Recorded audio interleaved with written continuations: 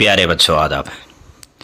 പ്രിയപ്പെട്ട കൂട്ടുകാരെ, കഴിഞ്ഞ ക്ലാസ്സിലെ 5ാമത്തെ പാഠം ഖുഷ് ആമദീദ് എന്ന പാഠമാണ് നമ്മൾ പഠിച്ചത്.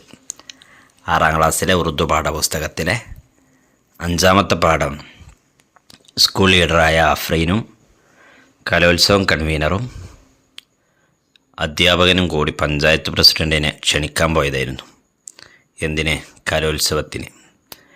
അങ്ങനെ നമ്മളെ പഞ്ചായത്ത് പ്രസിഡൻറ്റ് സ്കൂളിലെ കലോത്സവത്തിന് വേണ്ടി എത്തിച്ചേർന്നിരിക്കുകയാണ്.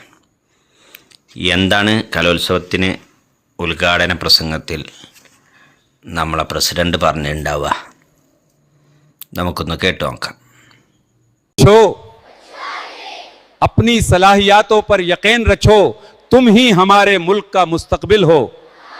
कलोत्सव के इफ्तिताह के लिए सदर पंचायत स्कूल पहुँचे.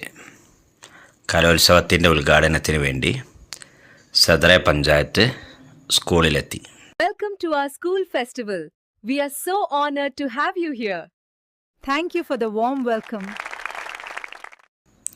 हेडमास्टर और बच्चों ने उनका इस्तकबाल किया.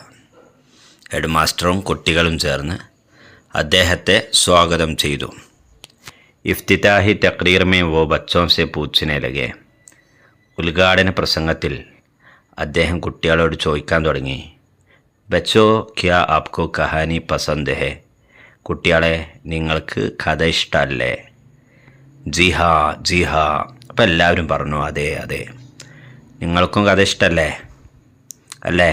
അതെ, എല്ലാവർക്കും കഥ ഇഷ്ടമാണ്. സദർ പഞ്ചായത്ത് ഏക്ക് കഹാനി സുനാനെ ലഗി. സദർ പഞ്ചായത്ത് പ്രസിഡന്റ് ഒരു കഥ കേൾപ്പിച്ചു കൊടുക്കണം. എന്തായിരിക്കും ആ കഥ?